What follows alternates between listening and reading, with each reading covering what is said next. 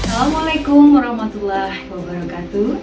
Berjumpa lagi anak-anak ibu beserta didik ibu dengan Ibu Lucy kembali dalam pembelajaran seni budaya, yaitu seni musik, dengan tema hari ini teknik dan gaya bernyanyi lagu daerah. Sebelum kita mulai pembelajaran ini, baiklah kita berdoa kepada Allah, semoga pembelajaran kita pada hari ini lancar.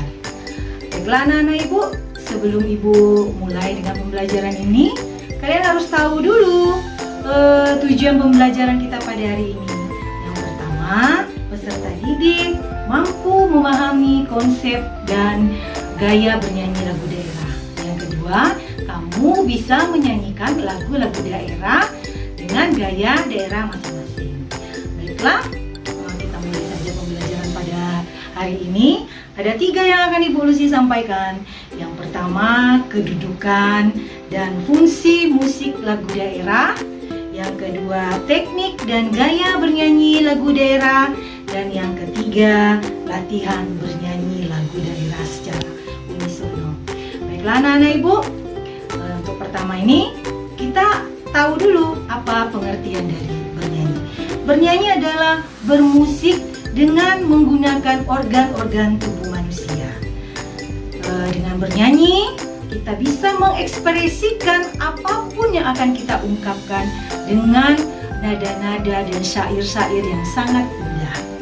Kalau lagu daerah, apa pula itu Bu Lucy? Lagu daerah itu adalah suatu lagu yang berkembang di daerah setempat yang mempunyai ciri-ciri kedaerahan dan menggunakan bahasa daerah itu sendiri. Setelah itu anak-anak ibu, apa ciri-ciri lagu daerah? Lagu daerah itu ciri-cirinya yang pertama, teks lagu daerah menggunakan bahasa daerah itu sendiri. Yang kedua, diwarisi secara turun-temurun. Yang ketiga, berkembang di daerah suatu itu sendiri. Dan yang keempat, dia mempunyai musik yang sangat sederhana. Dan yang paling penting, dia tidak tahu siapa pencipta lagu tersebut, lagu-lagu daerah tersebut tidak tahu. Pernah kamu melihat misalnya contoh lagu Rasa Sayangi ciptaan NN? Tahu kamu itu NN? NN itu artinya non-name. Jadi tidak tahu siapa pencipta lagu tersebut. Lagu daerah ini datang begitu saja. Anak-anak muda-mudi, misalnya dia sudah panen padi atau dia sedang memanen, dia berkumpul-kumpul malamnya, bersenda gurau, timbullah nanti suatu lagu sedang mereka duduk-duduk itu. Nah, terus yang selanjutnya, ini sangat sederhana sekali lagu daerah ini. Terus dia mudah dipelajari dan lain sebagainya. Terus fungsi apa? Fungsi lagu daerah ini ada 3. Yang pertama yaitu sebagai upacara adat. Yang kedua itu sebagai mengiringi tari dan pertunjukan. Terus sarana hiburan. Dan yang terakhir sebagai media komunikasi. Ada 4 ya anak-anak ibu ya. Yang pertama kita bahas dulu bagaimana sebagai sarana upacara adat. Di sini banyak sekali contoh-contohnya seperti upacara ngaben, upacara panen padi, dan lain sebagainya. Yang kedua sebagai musik pengiringin tari. Kita lihat banyak musik-musik tari yang diiringi oleh lagu-lagu daerah. Misalnya tari payung, tari serimpi dan lain sebagainya. Yang ketiga sebagai media bermain. Cuplak-cuplak suwong atau klaksong itu adalah permainan anak-anak yang seperti kamu main-main waktu-waktu kecil dulu. Kalau dalam zaman sekarang susah sekali kita melihat anak-anak bermain di dalam daerah. Jadi jarang sekali kita menemui anak-anak untuk bermain-main lagu daerah, karena dengan kecanggihan komunikasi sekarang sudah pakai gadget, sudah pakai HP dan sebagainya. Jadi jarang kita temui sekarang ini anak-anak bermain dengan lagu-lagu daerah. Kalau zaman-zaman ibu dulu, sering sekali bermain-main dengan lagu-lagu daerah. Contohnya misalnya main main kucing-kucingan, main lompat tali dengan bernyanyi dan lain sebagainya. Terus anak-anak ibu, bagaimana teknik bernyanyi? Teknik bernyanyi lagu daerah. Sewaktu pembelajaran Wisono, Ibu Lucy sudah menjelaskan teknik bernyanyi. Apa itu? Kamu masih ingat anak-anak ibu? Bagus. Teknik bernyanyi kan ada berapa? Tiga. Yang pertama artikulasi, ada frasering, satu lagi intonasi. Begitu juga dengan teknik pernapasan. Masih ingatkah? Ada 3 juga. Dada, perut, dan diafragma. Sekarang Ibu Lucy bertanya, apa yang pernapasan paling baik kemarin? Yaitu pernapasan diafragma.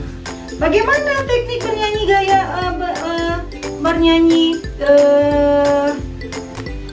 lagu daerah? Banyak sekali tekniknya. Mereka mempunyai dialek-dialek. Suatu daerah itu berbeda-beda dialeknya. Contohnya, kalau di Jawa Barat dia ada namanya itu mamaus. Mamaus itu apa? Dia sudah ada sejak sebelum zaman kemerdekaan. Kalau di Jawa ada sinden. Sinden itu apa? Sinden itu penyanyi wanita satu-satunya di dalam suatu grup. Kalau di Minangkabau bagaimana di daerah kita? Itu ada namanya garingnet. Ada yang ciri khas dialek-dialeknya, yang lagu-lagu tradisi yang biasanya orang-orang bernyanyi garingnya dia mempunyai ciri khas tersendiri. Nanti Bu Lucy akan memberikan contoh video di akhir pembelajaran nanti, yaitu salah satu gaya bernyanyi lagu daerah.